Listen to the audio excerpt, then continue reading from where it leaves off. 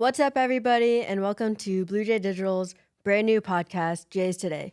Shout out to the Bluejay Booster Club for its funding to be recording from our brand new studio, The Nest.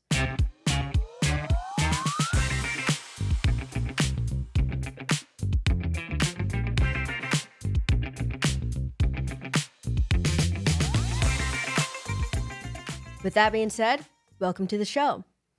Our objective here is to get an even more in-depth view of the activities going on at Bondurant-Farrar High School. Each episode will bring you all the newest and latest Bluejay updates. We will feature fresh insights, predicted outlooks, and exclusive interviews covering everything you need to know.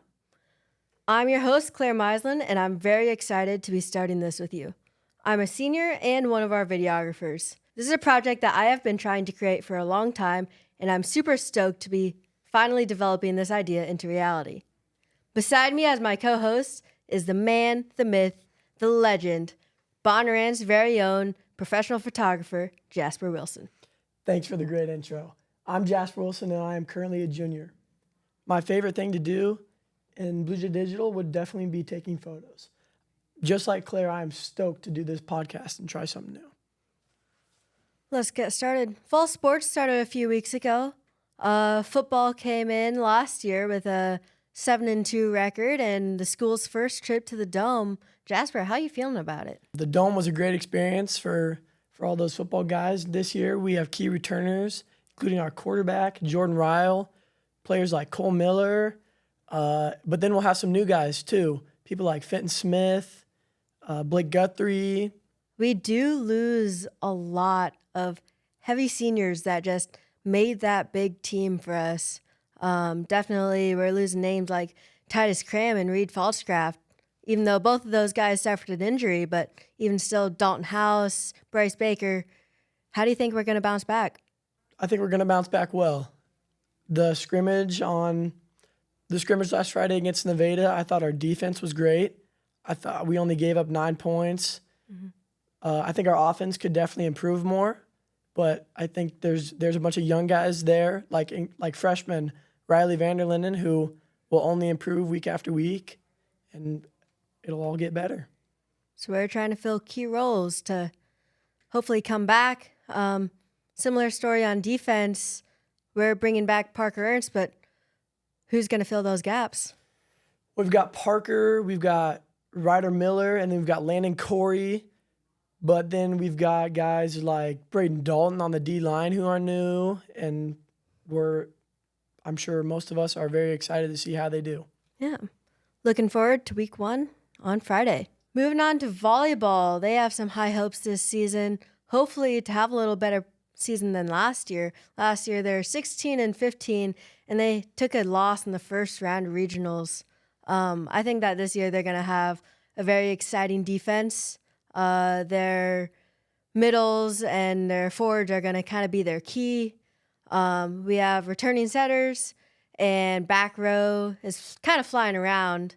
They kind of beefed up their schedule this year, playing a few more 5A teams to kind of get themselves prepared for those higher intensity games. Starting the year playing Mount Vernon at Pella, who might be the number 1 3A team this year.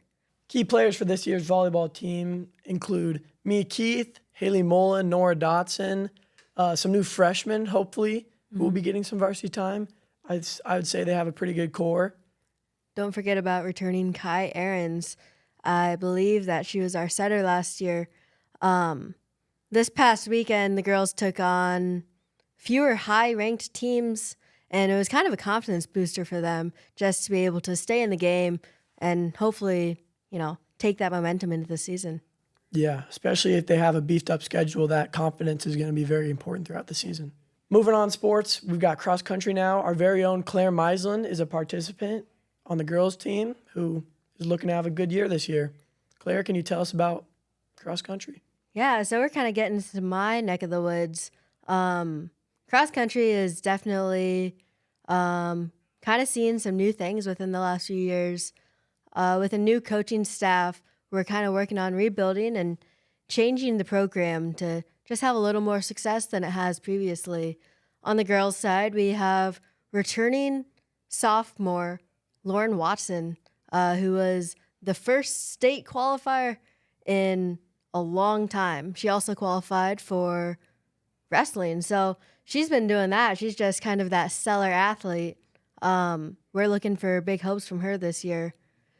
Continue on that girls' side, few names, Autumn Harder is coming. She ran last year, but, kind of taking it more serious this year in our 2-mile time trial. She actually beat Lauren Watson. So I'm very excited to see the two of them work together this year. On the girls' side, they're just going to be a dark horse. If they get a lot of momentum, they're going to be running against some difficult teams, but I think they could do some pretty big things. And then for the boys, I think the story for them is obviously they have a couple key returners like Niall Davis, Jack Reek, and he wasn't able to run last year, but Brady Sanger is coming back. But they also have new faces like Ryler Hansen and Clark Bennett, who are freshmen, and we're all very excited to see what they can do. Yeah, they had a really good summer presence, and they've been working together. I think this could be the year. They get their momentum rolling. I think they can make it there as a team. They're running against some pretty high competition at conference with most of the teams ranked top 10.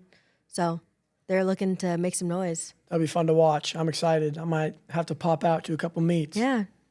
Check it out. Their first meet's in Johnston on the 31st. Jays Today is sponsored in part by the Bondurant-Farrar Athletic Booster Club. Consider becoming a sponsor this year and make sure to check out their 3rd annual tailgate party before the first home game on September 6th.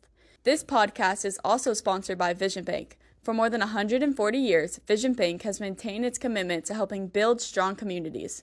They have been locally owned and locally focused since 1884. Each episode will be interviewing a guest, and today our guest is our AD, Ben Anderson. Ben, how you doing? I'm doing great. Thanks for having me today. Yeah.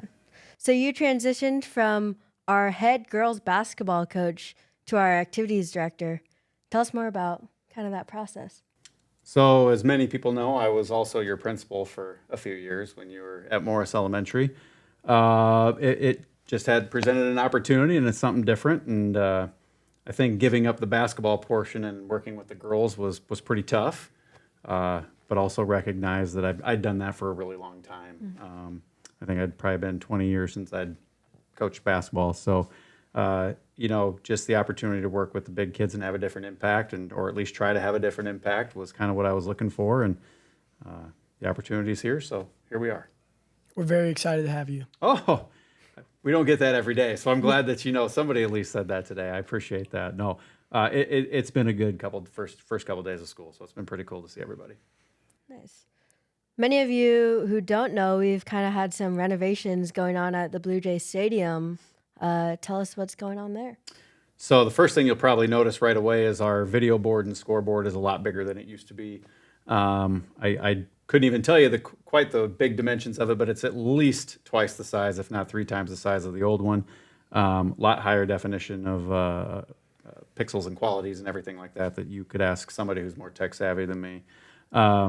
The speakers on top, we kind of had, I think during the track season last year, I was not on this campus last year to verify that. We also have some new field and play clocks down on the turf. We also ended up, maybe the first thing you will notice is new turf.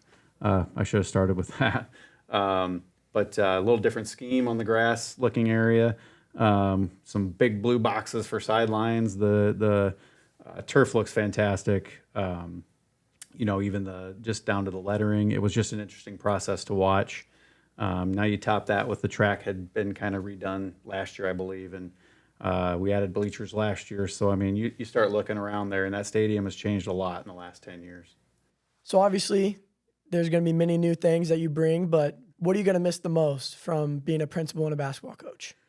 Well, I think you get, I don't want to say you get used to doing something, but you feel pretty confident in your skills when you've done something for 10 years.